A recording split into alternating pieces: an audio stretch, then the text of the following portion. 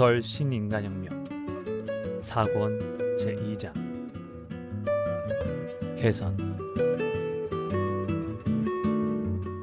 회장 취임 1주년을 맞이하는 5월 3일을 앞두고 야마모토 신이치의 활동은 점점 더 활발해져 갔다. 광선유포의 전진이란 행복의 테두리를 확대하는 것이다. 그리고 그 행복이란 인간의 흉중에 그 어떠한 것에도 무너지지 않는 생명의 보탑을 확립하는 것이다. 그를 위해 신이치는 항상 한 사람이라도 더 많은 동지를 만나 격려하고 지도하는 것을 자신의 가장 큰 책무로 여겼다. 도다조세이의 4주기 법요가 거행되고 다음 날 4월 3일 신이치는 조에스 방면의 지도를 위해 출발했다. 이날은 다카사키 지부의 결성대회에 참석하기로 되어 있었다. 오후 다카사키역에 도착한 신이치는 동행 간부와 함께 다카사키 지부 지부 부임부장이 된 야나이 노부코의 집을 방문했다. 야나이 노부코의 남편 야나이 고지는 주물 공장을 운영하고 있었는데 10개월 전 교통사고로 타계했다. 신이치는 그 남편의 추선 근행을 하기 위해 야나이의 집을 방문한 것이다. 한 해 전인 1960년 3월 일반 강의와 반장, 반담회를 위해 다카사키에 방문했을 때 야나이 고지를 비롯한 그 지방 대표들과 간담했던 일이 신이치에게 그립게 되살아났다. 그때 그 자리에서 신이치는 야나이 부부에게 새 아들과 딸 하나가 있다는 말을 듣고 고지에게 물었다. 아이들은 어떻게 키우십니까? 네, 의대에 다니고 있는 큰아들은 의사가 되었으면 하고 둘째에게는 가업을 물려주고 셋째는 학자로 키우려고 합니다. 딸은 결혼해서 행복하게 살았으면 합니다. 신이치는 웃음을 띠며 말했다. 참으로 인간적인 말씀입니다. 내가 이렇게 물으면 대부분 광선유포의 인재로 키우겠습니다 라고 대답합니다. 야나이 씨는 정직하군요. 고지에 대한 다카사키 동지들의 신뢰는 두터웠다. 다카사키에 꼭 와달라고 신이치에게 요청해온 사람도 바로 야나이 고지였다. 그 3개월 후에 고지는 세상을 떠났다. 지금 주물 공장은 남편을 대신해서 아내 노부코가 꾸려가고 있었다. 신이치는 야나이의 집에서 추선 근행을 마친 후 노부코에게 말했다. 사업을 떠맡은 데다 지부부임부장 활동까지 하려면 무척 힘들겠군요. 그러나 중심자가 어려움 속에서 분발하고 있기 때문에 누구나 공감할 수 있는 것이고 지도에서도 설득력이 나오는 것입니다. 또 그렇게 열심히 살아가는 모습이 동지들에게 용기를 주고 희망을 줄 수 있습니다. 지금이 바로 자신의 인간혁명을 해야 하는 가장 중요한 때입니다. 야나이 노부코는 남편을 잃은 후 사업과 가사 그리고 학회 활동에 전력을 기울여 왔을 것이다. 그러나 그 때문인지 복장 등의 차림새에 약간 무관심해진 듯했다. 야마모토 신이치는 야나이에게 타이르듯 말했다. 남편을 대신해서 해야 할 일도 있고 무척 바쁘겠지만 부인으로서 옷차림에 신경을 쓰는 것도 중요합니다. 외양에는 개의치 않고 분발하는 모습에 사람들은 무척 힘들겠구나 라고 생각하겠지만 나도 저 사람처럼 되고 싶다고는 생각하지 않는 법입니다.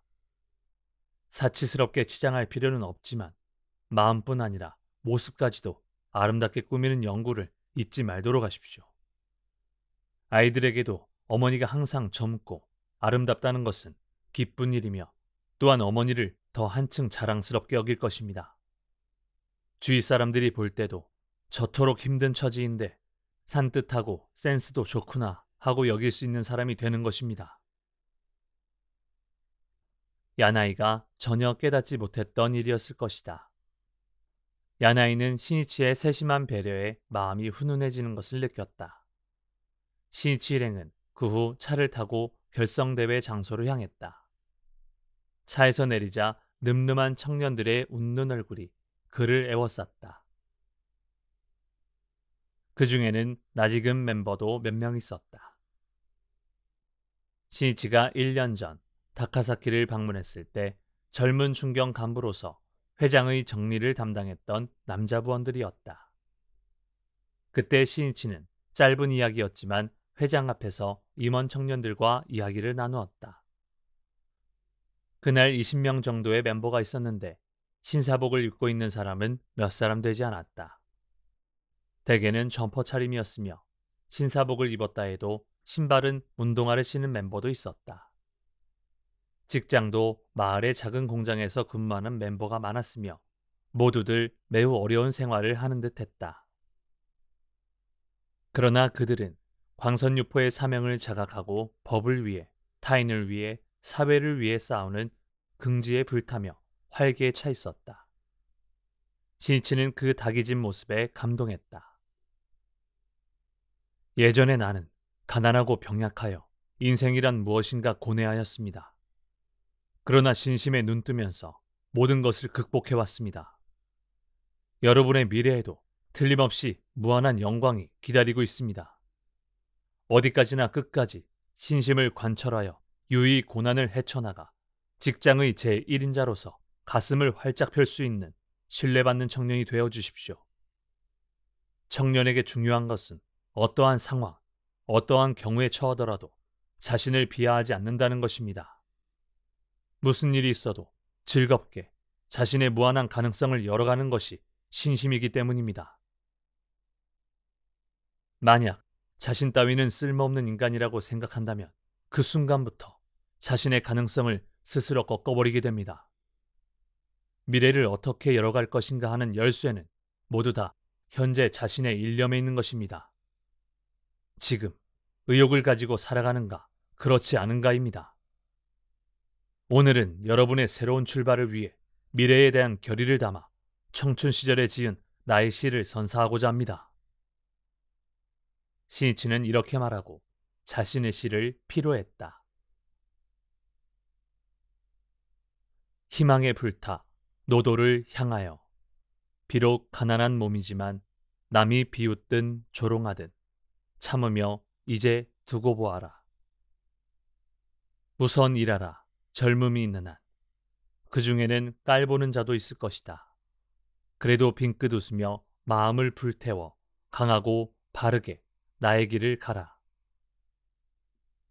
고난의 길을 유유히 밝게 미소 지으며 대공을 우러러보라. 미래의 희망봉이 보이는구나. 나는 나아가리라. 또 오늘도. 시니치는 청년들에게 시선을 향하며 말했다. 서투른 시이지만 내 젊은 시절의 마음입니다. 여러분도 나와 같은 생각으로 아무리 힘들고 괴로운 일이 있더라도 절대로 결코 지지 말고 대지도자가 되기 위해 끝까지 당당하게 살아가 주십시오. 나는 여러분이 청년 시절을 승리로 장식하시기를 진심으로 기원하고 있습니다. 이렇게 격려했던 청년들이 이날의 다카사키 지부 결성대회에 한층 성장한 모습으로 시니치 앞에 모인 것이다. 청년의 성장이야말로 시니치의 가장 큰 희망이며 최고의 기쁨이었다. 시니치는 이날의 지부 결성대회에서 학회에 대한 비판의 대다수가 무인식에서 비롯된 것이므로 학회의 진실을 끈기 있게 용감히 끝까지 호소해가는 것이 중요하다고 이야기했다. 야마모토 시니치는 다카사키 지부 결성대회에 이어 다음 날 4일에는 니가타현의 나가오카로 출발, 오후 2시부터 실시되는 나가오카 지부의 결성대회에 임했다.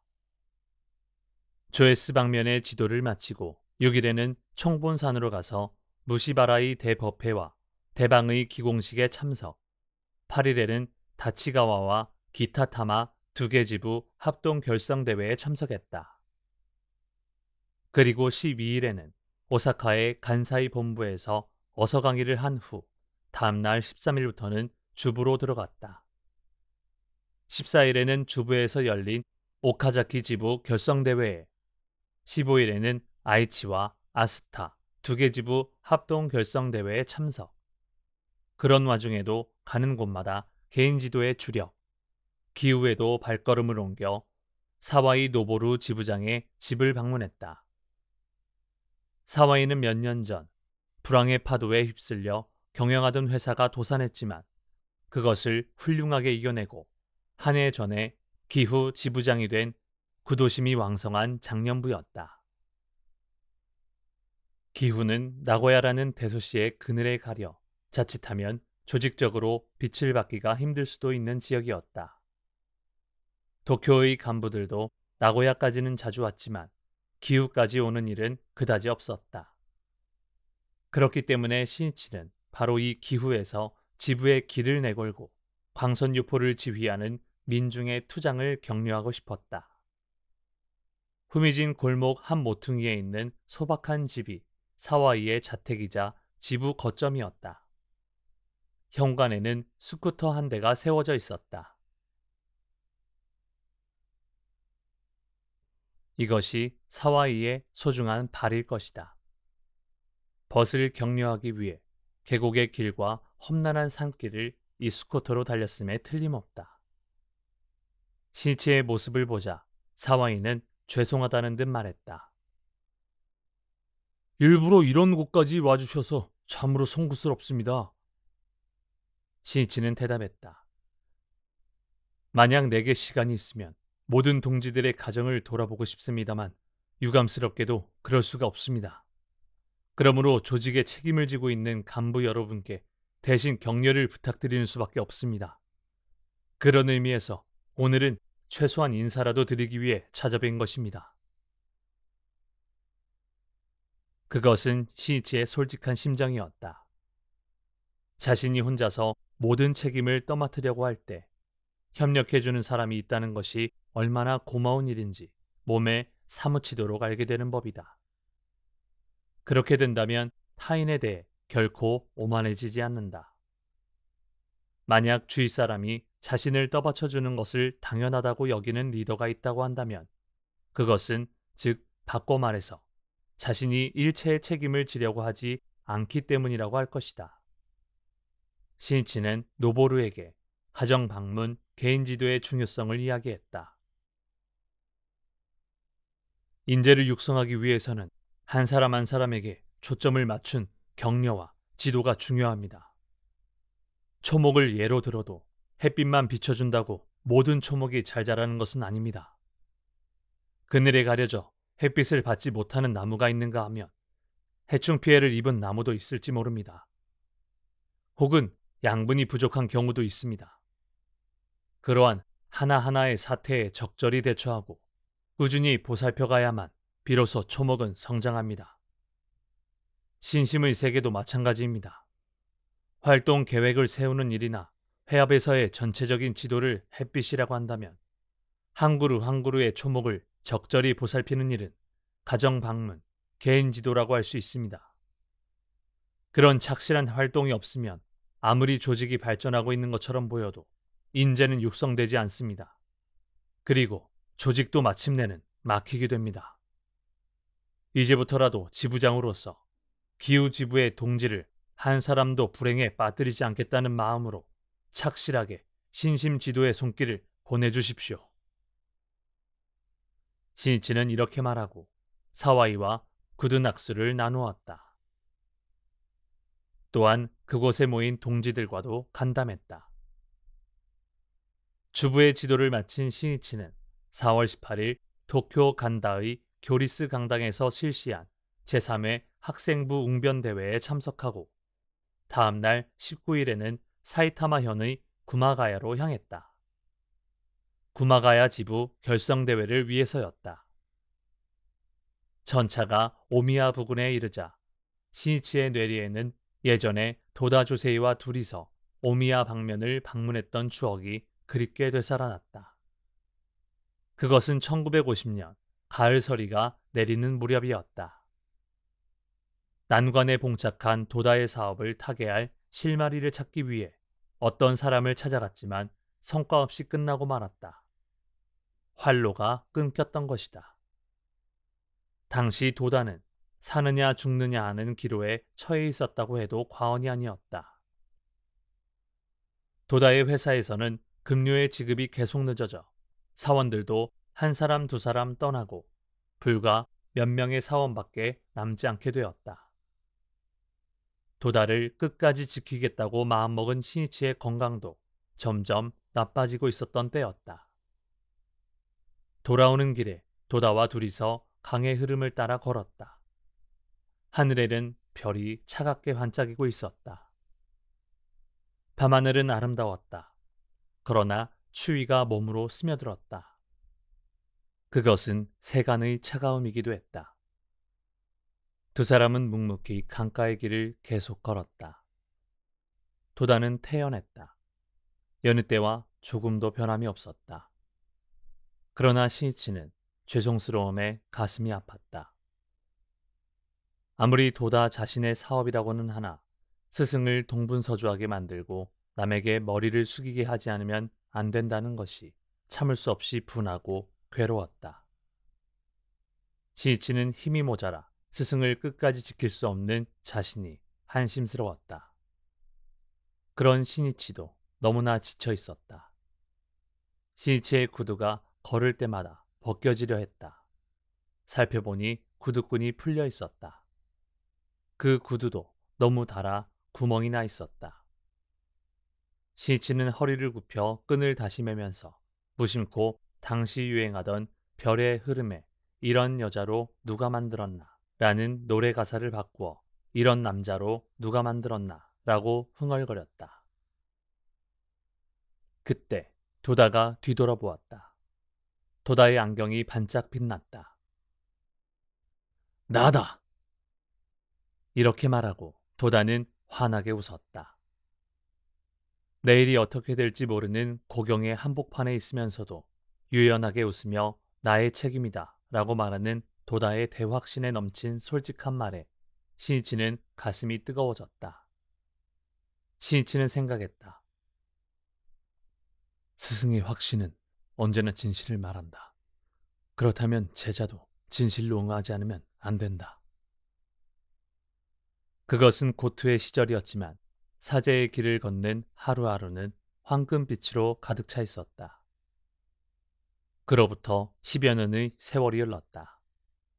신이치는 구마가야 지부의 결성대회에서 그때 체험을 떠올리며 인생의 승부란 일시적 흥망이 아닌 10년, 20년 혹은 일생이라는 흐름 속에서 명확하게 되는 것임을 말하고 생명력의 중요성을 이야기했다.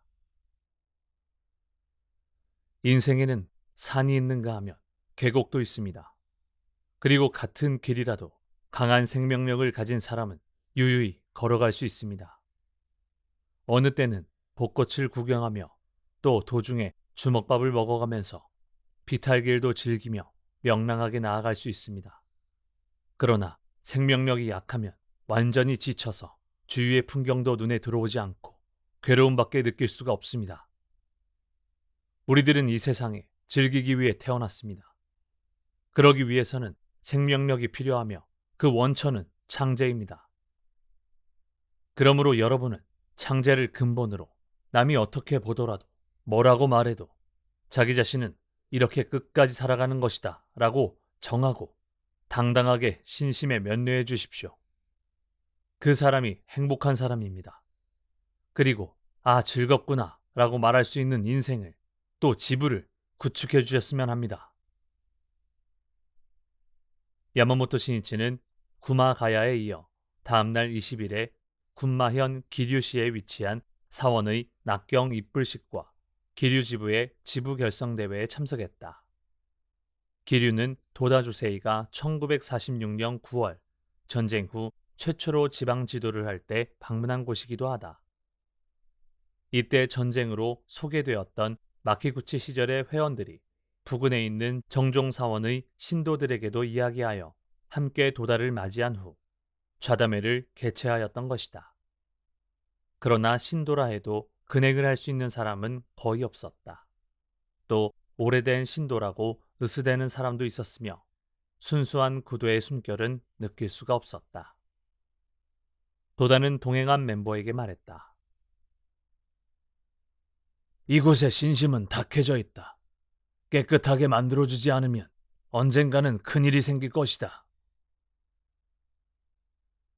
이 좌담회에서 시계포를 경영하는 미야타 야지로라는 장년부 신도 한 사람이 도다에게 지도를 요청했다.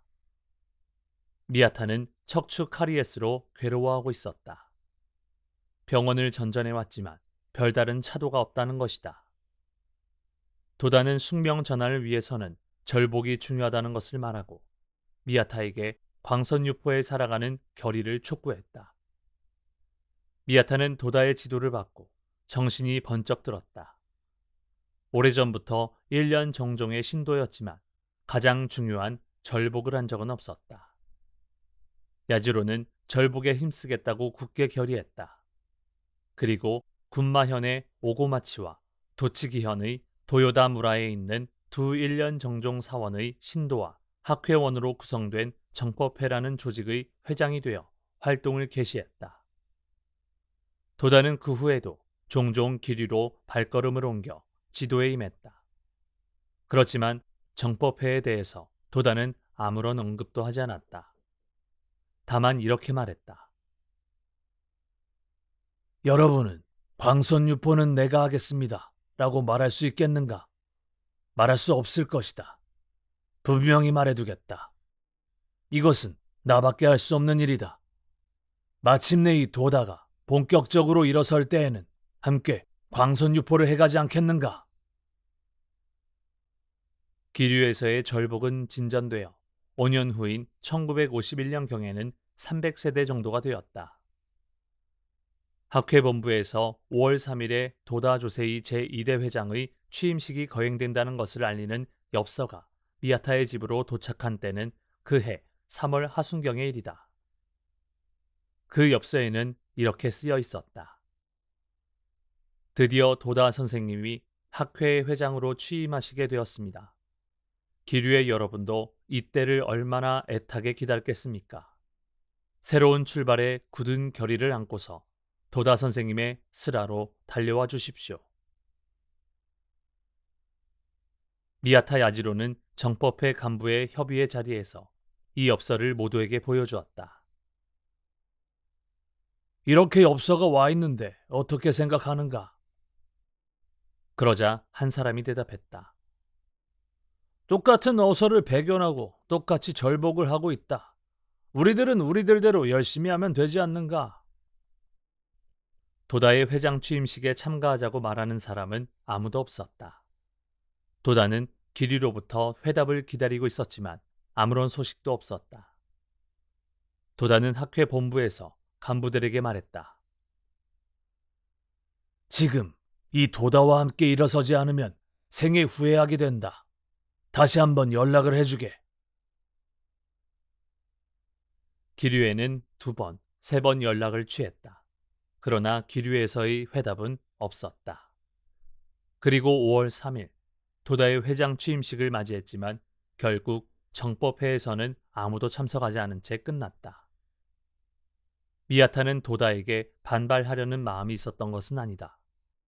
그 나름대로 존경하고 감사도 하고 있었지만 광선유포의 사명을 자각한 도다의 옥중의 경애도 불의불칙에 의한 창가학회 조직의 의미도 알지 못했다. 결국 진정한 신심의 혈맥을 모르고 있었던 것이다. 정법회의 멤버들에게는 우리 조직도 발전하였으므로 학회와 똑같은 일을 할 수 있다. 굳이 학회에 들어가 도다에게 지도를 받을 필요는 조금도 없다는 교만함이 생겼던 것이다. 그러나 마침내 그 정법회에 금이 가기 시작했다. 서로 사이가 틀어지기 시작한 것이다. 두 정종 사원의 신도가 있었기 때문에 어느새 파벌이 형성되었고 그것이 감정적인 대립으로까지 발전해 갔다. 회합은 함께했지만 회합이 끝나면 서로 욕하고 뒤에서 서로의 발목을 잡아당겼다. 정법회의 분위기는 어둡고 무거워져 갔다. 공덕의 체험도 사라졌다. 미야타는 초조해지기 시작했다. 뭔가 잘못되었다. 어딘가 이상하다. 미야타는 신경을 너무 써 건강도 해치고 말았다.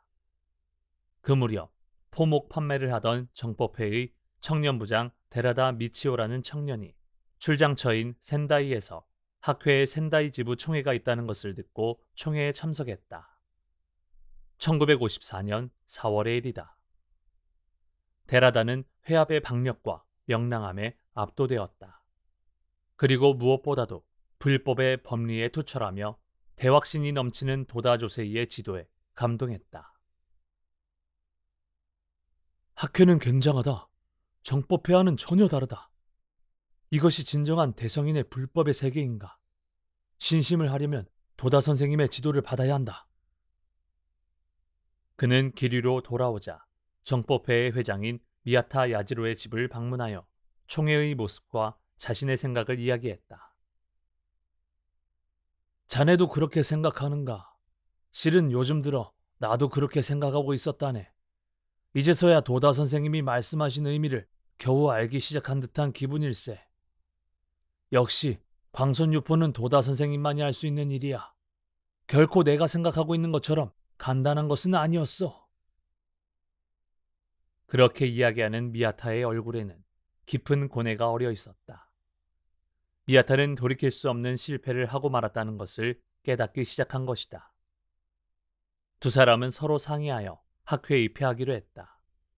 이 무렵 길 위에도 차츰 학회원이 증가하고 있었다. 도다의 회장 취임 후 75만 세대의 달성을 향해 전국에 절복의 파동이 넓혀지고 있었던 것이다. 그러나 미야타는 정법회의 회장인 만큼 자신의 개인적인 문제로만 그칠 수 없었다. 미야타는 고뇌했다. 얼마 동안은 번민의 나날이 계속되었다. 그러나 이대로는 정법회의 멤버들에게 행복해질 수 있는 진정한 신심을 가르칠 수 없다는 것이 미야타의 결론이었다. 그해 여름, 미야타는 자택에 100명 정도의 정법회 회원을 모아 자신의 결단을 알렸다. 저는 학회를 따라가려고 생각합니다. 진정한 신심은 그것밖에 없기 때문입니다. 저와 함께 행동하고자 하는 사람은 따라와 주십시오. 미야타 일행이 학회에 들어가려는 것을 알게 된 정법회의 부회장들은 절의 주지들과 이야기하여 새로운 모임을 결성해 착수. 멤버들이 학회로 가는 것을 길을 쓰고 저지하려고 했다. 미야타 일행은 배반자가 되었다. 그러나 미야타는 학회 입회, 최종적으로는 미야타를 따라서 100명 정도가 학회원으로 되었다. 미야타 야지로는 학회원으로서 착실하게 신심에 면례하기 시작했다. 그는 학회에서 신심의 기초부터 배우자고 결의했다. 학회에 입회하고 얼마 후 총본산에 등산했을 때 미야타는 그 참도에서 도다 주세이를 만났다. 미야타는 거듭 통지를 받고도 도다의 회장 취임에 참석하지 않은 것을 생각하자 도다를 볼 면목이 없었다. 죄송함에 고개를 떨구었다. 그러나 도다는 그런 미야타를 한마디도 책망하려 하지 않았다. 미야타군, 고생했네. 자네에 대해서는 이 도다가 잘 알고 있다. 이렇게 말하고 도다는 미야타의 어깨에 손을 얹어 그를 감쌌다. 선생님. 미야타는 사나이 격정에 못 이겨 울었다. 도다의 팔은 더없이 따뜻하게 느껴졌다. 그로부터 미야타는 묵묵히 신심에 면려했다. 학회를 깊이 알게 되면서 미야타는 나날이 그 불가사의함을 실감해 갔다. 그리고 전쟁 중 군부정부의 탄압을 두려워한 종문이 방법의 소굴로 화해해 가는 가운데 초대회장 마키구치 스네사부로가 정법 정의를 지키다 순교했다는 사실의 중대함을 절실히 느끼기 시작했다. 또 그 제자인 도다가 옥중에서 법화경을 신독하고 지용의 보살의 사명을 깨달아 오로지 홀로 광선유포에 일어섰다는 사실의 위대함에 깊은 감동을 받았다.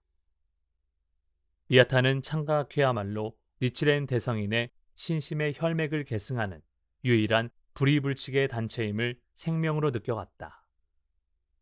또한 도다의 옥중오달에서 나오는 불석신명의 실천과 대확신이 학회 정신에 기축이 되어 있기 때문에 금강불개의 단결이 있다는 것도 깨달았다. 또 그런 도다가 있기에 비로소 광선유포가 성취될 수 있다는 것을 확신했던 것이다. 후의 이야기지만 종문의 일부 승려가 학회에 대해 불합리한 공격을 계속했던 1978년부터 1979년경 미야타는 진실을 알지 못한 채 마음이 흔들리는 멤버들의 집을 방문, 열심히 학회의 정의를 호소해 갔다. 미야타에게는 일찍이 자신이 저지르고 말았던 과오를 절대로 동지들이 되풀이해서는 안 된다는 남보다 갑절강한 마음이 있었음에 틀림없다. 하여튼 이러한 경위에서 기류는 초창기에 도다가 지도에 힘을 기울인 곳이었음에도 불구하고 광선유포는 우여곡절을 겪지 않으면 안 되었던 것이다. 기류의 대발전의 조짐이 보이기 시작한 것은 1955년경부터였다. 그리고 마침내 이날 대망하던 기류 지부가 탄생한 것이다. 지부 결성대회는 20일 오후 5시 반부터 기류 시내의 산업문화회관에서 개최하기로 예정되어 있었다. 야마모토 신이치는 오후 1시부터 시내에 새로 건립한 무료사의 낙경 이불식에 참가한 후 지부 결성대회에 참석했다. 신이치는 기류의 과거 경위를 잘 알고 있었다. 행사가 열리는 산업문화회관으로 가는 도중 현지 간부에게 말했다. 기류의 신시대로군요. 신생의 역사를 만들기 위해 사이좋게 단결해 가는 것입니다. 산업문화회관은 넘치는 멤버들의 열기로 가득 차 있었다. 전쟁 후 도다 조세이의 첫 기류 지도로부터 15년, 이 땅에도 지금 새로운 지형의 새싹이 움터 광선유포의 옥야가 개척된 것이다. 신이치는 여기에서 14비방에 대해 이야기했다. 신이치는 기류의 단결을 바라며 이야기해 갔다. 어서에 14비방이라는 것이 설해져 있습니다만 그 중에 경선, 증선, 질선, 한선이라고 있습니다. 알기 쉽게 말하자면 정법을 수지하고 있는 사람을 깔보고 미워하고 질투하고 원망하는 것입니다. 이 네 가지는 자칫하면 범하기 쉬운 비방이며 이런 원질 따위에 휘말려버리면 애써 강성하게 신심에 면례해 왔다고 해도 무량한 대공덕을 받을 수 없다고 가르치시고 있습니다. 예를 들면 아무리 좋은 텔레비전이나 라디오를 샀다고 해도 채널이나 다이얼을 잘못 맞추면 보고 싶은 프로를 볼 수 없으며 라디오 소리도 잘 나지 않습니다. 그와 마찬가지입니다. 신심에 면례하고 있는 우리들은 어떠한 역직이나 위치에 있더라도 모두 불자이며 평등합니다. 서로 부처를 공경하듯 존경하고 신뢰해가는 것이 본래의 모습입니다. 만약 잘못이 있다면 그것을 훈계하는 것이 당연합니다만 뒤에서 동지를 헐뜯는 일이 있어서는 절대로 안 됩니다. 또 조직의 중심자라고 해서 주위 분들을 부하처럼 부리는 일이 있어서는 결코 안 됩니다. 학회는 어디까지나 신심의 연대이며 자비의 모임입니다. 따라서 우리들은 아름다운 가족처럼 따뜻하게 서로 격려하면서 밝고 사이좋게 전진해가지 않겠습니까? 기류는 소생하여 미래를 향한 출발을 이루었던 것이다. 이 4월 20일은 세이쿄 신문의 창간 10주년을 맞이하는 날이었다. 10주년을 축하하며 회장 야마모토 신이치는 창간 10주년에 즈음하여 라는 제목의 글을 세이쿄 신문에 기고했다. 그것은 4월 22일자 신문의 일면에 게재되었다. 회장 취임 1주년에 즈음하여 세이쿄 신문이 창간 10주년을 맞이하니 감개무량하다. 세이쿄 신문은 광선유포라는 미중유의 대사업의 역사를 엮어가는 것으로 시시각각 전개되는 광포의 활동을 정확히 보도하고 간부에 대한 지도, 일반 회원에 대한 지도, 그 밖의 모든 면에 있어서 학회원의 원동력이 되고 있다. 무는 무보다 강하다. 저 메이지 유신으로 오랜 쇠국의 꿈에서 깨어나 문명 개화의 희망에 불타 일어선 젊은 세대가 가진 힘은 무력을 대신해야 할 언론의 힘이었다. 권력과 무력에 대항하여 빠르게 대두한 힘이 바로 언론이었다. 그리고 많은 사람의 기대를 받으며 신문이 등장했던 것이다. 지금 창가학회는 전 세계에 그 존재를 나타내게 되었다. 우리들은 아무런 권력도 가지고 있지 않다. 또 재력도 없다. 다만 한 가지, 순수한 마음으로 부처의 금언을 받들고 민중의 불행을 한탄하며 낙토 건설을 위해 불행의 근원까지 끝까지 싸워온 우리 교단이다. 이처럼 순수하고 강한 단체가 또 어디 있겠는가? 불행의 근원인 종교의 잘못을 바로잡고 한 사람의 인간을 구하는 행위, 즉 절복도 또한 진실한 언론의 힘에 의해 가능하다. 신이치는 여기에서 광선유포의 대업은 언론에 의해 진전될 수 있는 것이며 학회는 언론을 가장 중요시 왔다는 것을 이야기했다. 그리고 그 학회에 대해 세상은 곡해와 비판, 폭언으로 보답해왔다는 것을 지적했다. 그 폭풍 속을 우리들은 유화 인욕의 갑옷을 입고 전진해왔다. 그런 와중에서 세이쿄신문은 어느 때는 잘못된 종교에게 정면에서 철퇴를 가하고 어느 때는 니치렌 대성인 불법의 정의를 당당하게 주장해왔다. 그리고 안으로는 회원을 옹호하고 밖으로는 부당한 권력의 횡포를 분쇄하는 언론전의 가장 중요한 무기로서 힘을 유감없이 발휘해왔다. 신이치는 창간 10주년을 맞이하여 세이쿄신문의 원점을 확인해두고자 했다. 기고문에는 계속해서 1950년 여름 도다의 사업이 벽에 부딪혀 공경에 처했을 때 도다와 신이치가 신문 발간의 구상을 이야기했던 일을 언급하고 다음과 같이 원고를 끝맺었다. 창간 이래 10년, 밤낮을 가리지 않고 신문 제작에, 광고 등의 업무에, 구독 추진에, 그리고 배달에 열심히 노력해 주신 여러분에게 진심으로 경의를 표하고 싶다.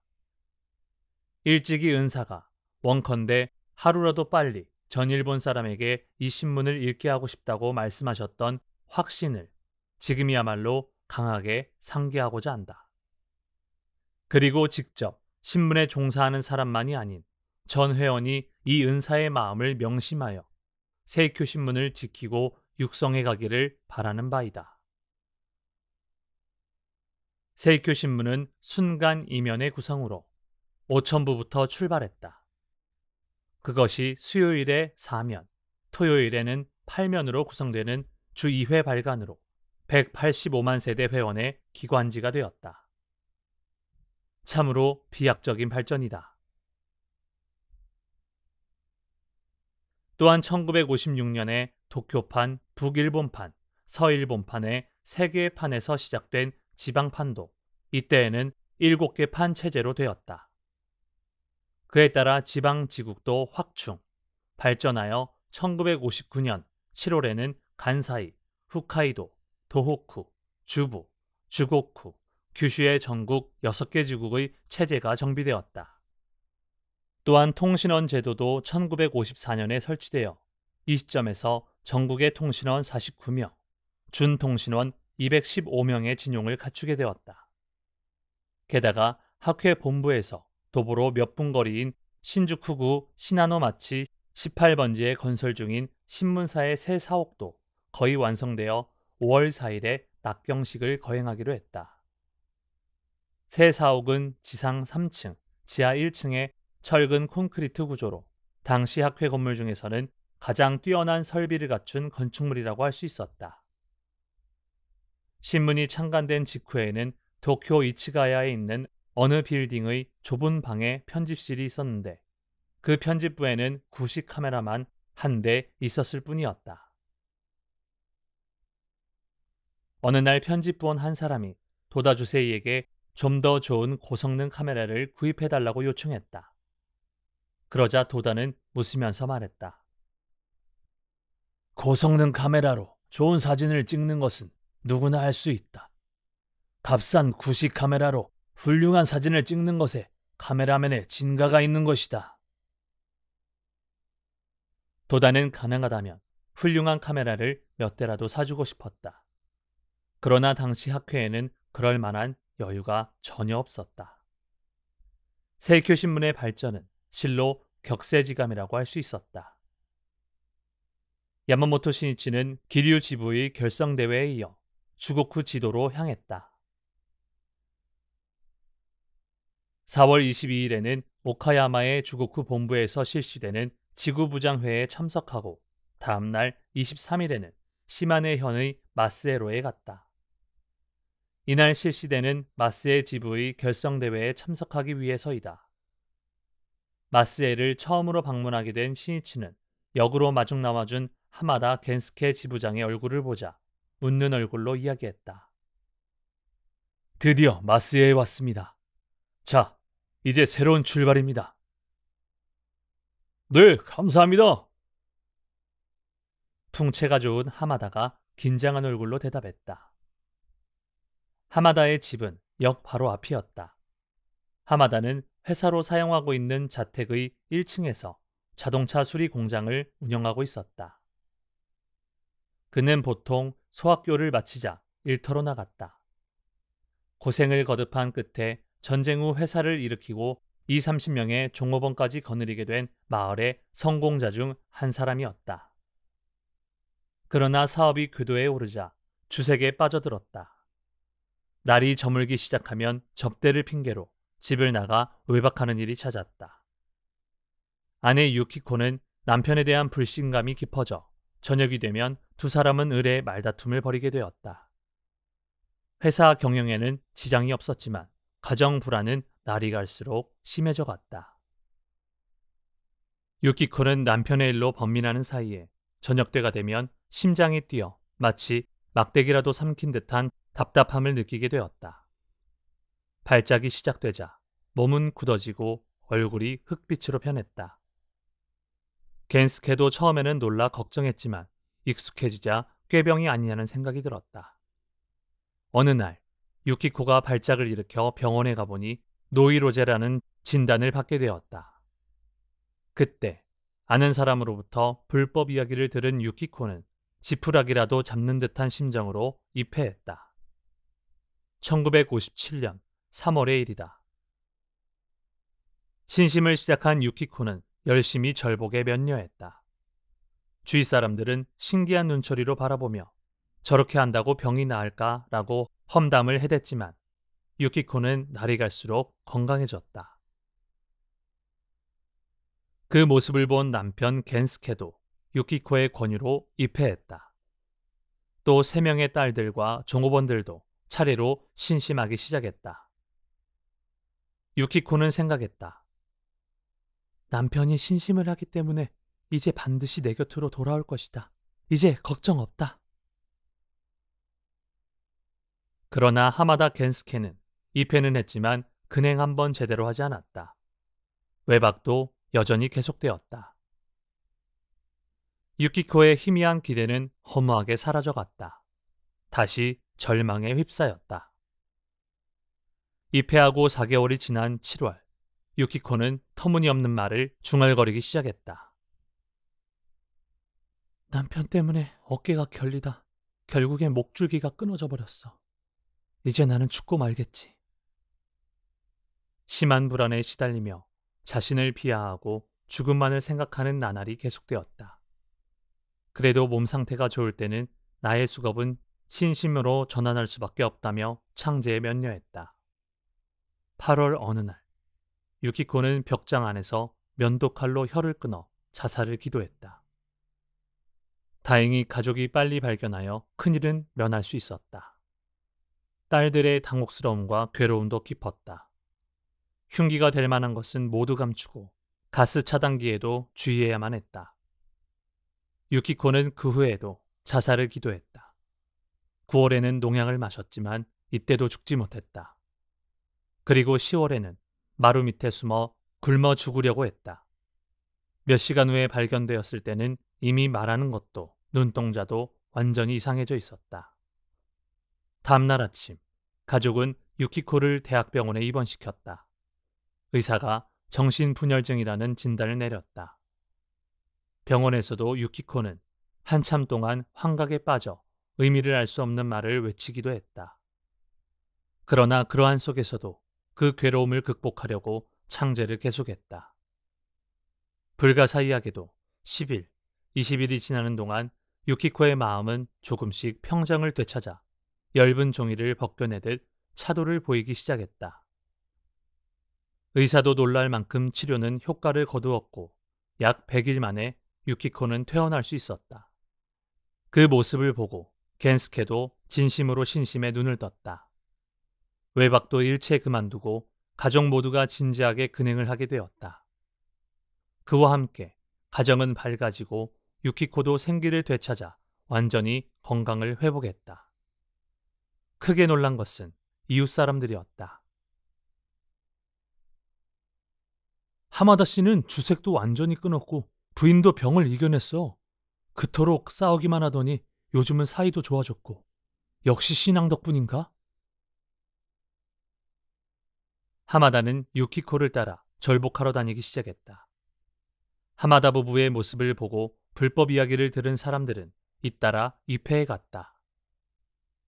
겐스케는 자택을 회합 장소로 제공하고 아내 유키코와 함께 회합에도 참석하게 되었다. 야마모토 신이치가 하마다를 처음 만난 것은 1년 전인 1960년 2월이었다. 하마다는 마스에의 지구부장이 되어 있었다. 신이치는 이날 오카야마에서 열린 주고쿠 총지부 간부회의에 참석한 후 총지부장인 오카다 이테스의 집에서 지구부장 몇 명과 간담할 기회를 가졌다. 그 중에 하마다도 있었다. 신이치는 하마다 일가에 대해서는 오카다에게 들어 알고 있었다. 하마다는 지구부장이라고는 하지만 지구 담당원이 된 부인에게 이끌려서 하는 활동이라 스스로 열심히 활동에 힘써왔다고 할 수 있는 상태는 아니었다. 또 주색을 즐겼었고 학력도 없는 자신이 지구부장으로서 리더가 된 것에 대해 미안하게 생각하고 있었다. 오카다는 하마다를 신이치에게 소개했다. 마스에의 하마다 씨입니까? 항상 감사하고 있습니다. 마스에 가지 못해 미안합니다만 시마네의 동지들을 잘 부탁드립니다. 당신이 있으면 마스에는 걱정 없다고 확신하고 있습니다. 그리고 신이치는 손에 들고 있던 귤을 하마다에게 건넸다. 조금 전에 사온 것입니다. 어서 드세요. 그런데 하마다 씨는 나이가 어떻게 되십니까? 네, 44세입니다. 그렇습니까? 인간의 일생에는 끝이 있습니다. 그리고 인생의 가치는 그 일생을 무엇을 위해 쓰느냐에 따라 결정됩니다. 하마다 씨, 나와 함께 광포를 위해 살아갑시다. 거기에 바로 가장 가치 있는 인생의 길이 있습니다. 시마네를 부탁합니다. 언제 한번 나도 마스에 가겠습니다. 하마다는 신이치에게 받은 귤을 양손으로 꼭 쥐었다. 자신에 대한 신이치의 기대를 생각하니 어느새 눈시울이 뜨거워졌다.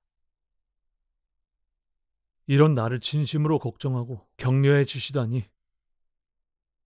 다음 날 도토리시에서 열리는 대회로 향하는 신이치와 열차를 같이 탄 하마다는 그 안에서 지도를 받았다. 저는 지구부장을 맡고 있지만 소학교밖에 나오지 못했고 힘도 없습니다. 무엇보다도 읽고 쓰는 것이 서투릅니다. 인간의 가치는 학문이나 지위로 결정되는 것은 아닙니다. 학회는 신심이 근본입니다. 또 인품을 연마해 가면 모두가 따라옵니다. 차창 밖에는 벚나무가 앙상하게 가지를 뻗고 있었다. 신이치는 그 벚나무를 가리키며 말했다. 하마다 씨, 저 벚나무는 지금 알몸이지만 머지않아 나무 속에서 싹이 나오고 사람들을 매료시키는 꽃을 피우게 됩니다. 우리들의 마음속에도 보이지는 않지만 한 사람 한 사람 부처의 생명이 있습니다. 그 생명이 이윽고 자신을 최고로 빛나게 하며 인생의 행복의 꽃을 피우게 합니다. 그런 확신을 갖는 것입니다. 신이치의 지도는 하마다의 가슴속 깊이 파고들었다. 하마다는 야마모토 신이치가 준 귤 하나를 마스에로 소중히 가지고 돌아왔다. 하마다는 집으로 도착하자 그 귤을 불단에 올리고 진지하게 창제했다. 하마다는 진심으로 신이치의 기대에 부응하겠다고 결심했다. 그리고 지구의 반장들에게 신이치의 마음을 전하고 함께 그 귤을 나누어 먹었다. 그로부터 하마다는 결연히 일어섰다. 본성은 성실한 사람이었다. 신이치의 말을 가슴에 새기며 동지들에게 어떻게 진력해 갈 것인지를 매일매일 생각하고 행동하기 시작했다. 마스의 지구는 매월 50세대, 60세대, 70세대로 절복을 늘려갔고 그것이 지부 결성의 원동력으로 되었던 것이다. 하마다가 마스의 지부의 탄생 소식을 들은 것은 지부 결성 대회가 열리기 2, 3개월 전의 일이었다. 도쿄에서 최고 간부 몇 명이 찾아와 하마다의 집에서 협의를 할 때 그 자리에서 듣게 된 것이다. 최고 간부 한 사람이 말했다. 지부장은 하마다 씨, 당신이 하게 됩니다. 하마다는 자신이 지부장이라고 듣자 당황하지 않을 수 없었다. 하마다는 광선 유포를 위해 분발하겠다는 결의는 가지고 있었지만 자신에게는 지구부장도 힘겹다고 여겼기 때문이다. 아닙니다. 저는 교육도 제대로 받지 못했고 지구부장이라고 해도 사무적인 일은 전부 아내가 해주다시피 하는 형편이기 때문에. 하마다는 사절했다. 그러자 그 간부는 큰 소리로 호통쳤다. 뭐라고? 듣고 있자니 이러쿵저러쿵 짓거리고 있는데 그게 무슨 짓인가? 이제까지 공덕을 받아왔지 않는가? 그렇다면 본 감사의 마음으로 열심히 하겠습니다 라고 받아들이는 것은 당연하지 않은가? 지부장이 싫거든 당장 퇴전해버려! 너무나도 사람의 심정을 무시하는 오만하기 이를 데 없는 일방적인 언사였다. 퇴전해버려라는 매정한 말에 아내 유키코는 안색이 변했다. 만약 남편이 퇴전해버리면 우리는 행복하게 될 수 없다. 또 저 지옥 같은 생활로 돌아가게 될지도 모른다. 남편에게 지부장을 맡게 하지 않으면. 남편인 겐스케를 대신해서 그녀가 대답했다. 남편이 지부장으로서 싸울 수 있도록 제가 돕겠습니다. 어떤 일이라도 돕겠습니다. 그러니까 퇴전만큼은 시키지 말아주세요. 그녀는 필사적이었다. 그렇다. 그렇게 해야만 한다. 부인은 이렇게 말하고 있는데 본인은 어떻게 생각하나? 하마다는 생각했다. 간부님이 이렇게까지 말씀하시는 걸 보면 야마모토 선생님은 내가 읽고 쓰기가 서투르다는 것도 다 알고 계시면서 나를 지부장으로 임명하셨을 것이다. 그렇다면 받아들이는 것이 신심이다. 하마다는 간부의 말이 도리에 어긋나고 오만하기는 했으나 그것을 순수하게 신심으로 받아들였다. 거기에 하마다의 강함이 있었다. 한편 이 최고 간부는 후에 퇴전하여 학회에 반역해 갔다. 또 이 자리에서 아내 유키코도 지부 부인부장으로 내정되었다. 그 후 야마모토 회장이 간사이 지도를 올 때 유키코는 신이치에게 지도받을 기회가 있었다. 유키코는 남편이 지부장으로서 결의를 굳히고는 있지만 정말로 그 책임을 완수할 수 있을지 고민하고 있다고 신이치에게 이야기했다. 하마다 씨를 지부장으로 추천한 사람은 나입니다. 남편에게 잘 부탁드립니다 라고 전해주십시오. 또 남편이 걱정된다면 부부가 함께 근행하고 함께 어서를 배독하는 것입니다. 어쨌든 당신이 오른팔이 되어 남편을 뒷받침해 주십시오. 이 지도로 하마다 부부의 마음은 완전히 정해졌다. 그리고 3월 27일 본부간부회에서 마스의 지부가 탄생했던 것이다. 야마모토 신이치는 지금 하마다 겐스케의 의욕에 찬 모습을 보자 매우 기뻤다. 신이치는 먼저 하마다의 집에 들른 후 거기에서 차로 지부결성대회장으로 향했다. 결성대회에는 1만여 명이 모여 장외에까지 멤버들로 넘치고 있었다. 야마모토 회장의 첫 시만의 방문이기도 하여 회합장은 환희의 도가니로 변해 있었다. 우레와 같은 박수 속에 지부장인 하마다가 등단했다. 하마다는 호주머니에서 원고를 꺼내고 참가자를 향해 가볍게 인사한 후 힘찬 목소리로 말했다. 이번엔 지부장이 되었습니다. 한 차례의 박수가 터져 나온 후 장내는 다시 조용해졌다. 그러나 하마다는 다음 말을 잊지 못했다. 가만히 단상에 그대로 서 있었다. 연단 위에는 귀여운 장녀 가지에가 전날 깨끗이 써준 원고가 있었으나 읽고 쓰기가 서투른 하마다는 흥분한 나머지 글씨를 읽을 수 없게 되어버린 것이다. 정적이 계속되었다. 참가자는 마른 침을 삼키며 하마다를 응시했다.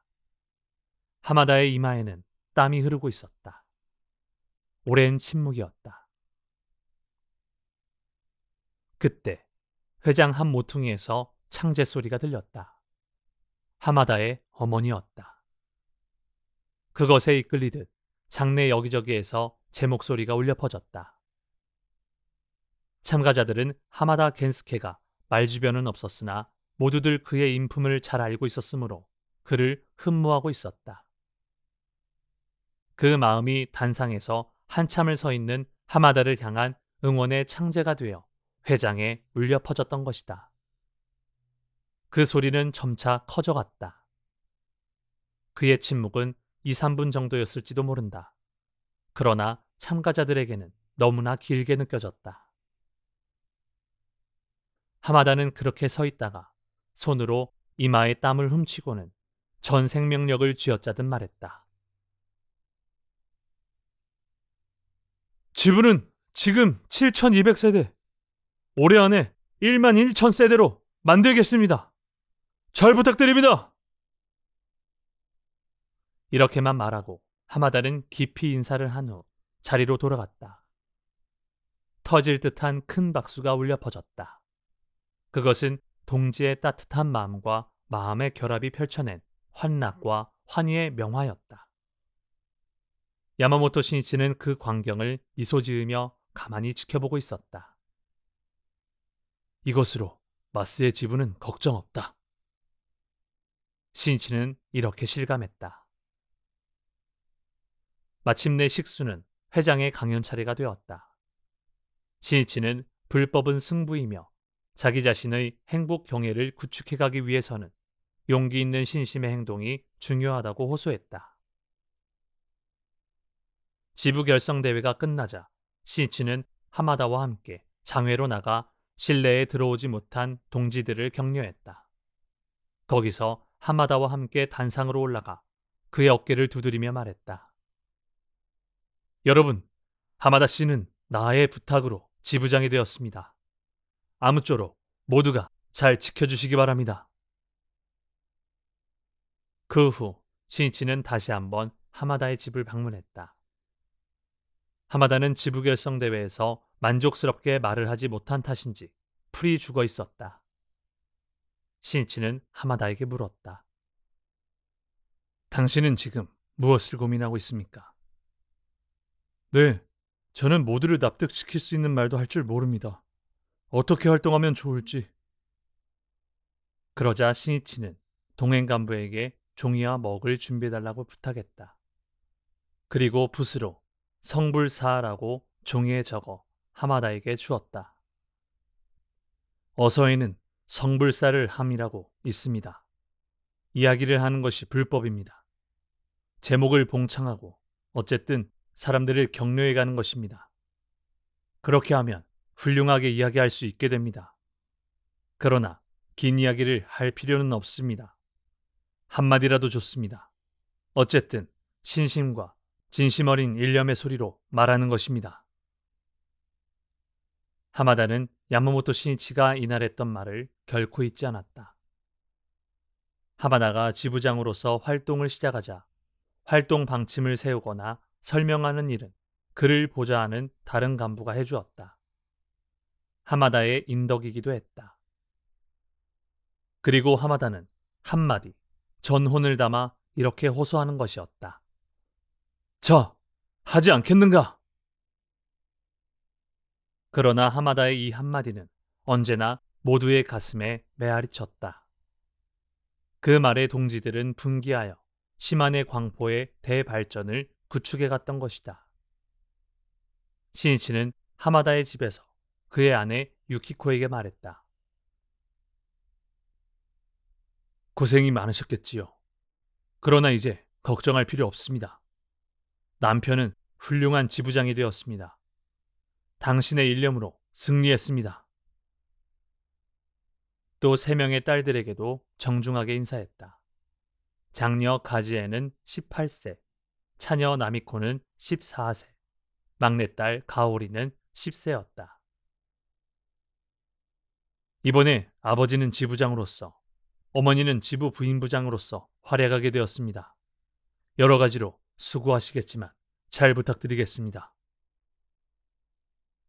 신이치는 머리를 숙였다. 그리고 나서 웃는 얼굴로 상냥하게 말했다. 이제부터는 아무것도 걱정하지 않아도 됩니다.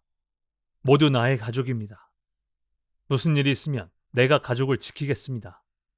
여러분도 복운을 쌓아 생에 행복하게 되는 것입니다. 부모의 불화와 어머니의 병환으로 가장 괴로워했던 딸들이다. 그렇기 때문에 신이치는 하마다의 딸들을 격려하고 싶었다. 눈동자를 빛내며 밝은 얼굴로 고개를 끄덕이는 세 자매를 보며 신이치는 진심으로 행복을 기원했다. 저녁 무렵 신이치는 숙소로 잡은 여관으로 향했다. 신지호가 석양을 받으며 금색으로 불타고 있었다. 그것은 마스의 지부의 출발을 제천이 축복하고 있는 것 같기도 했다.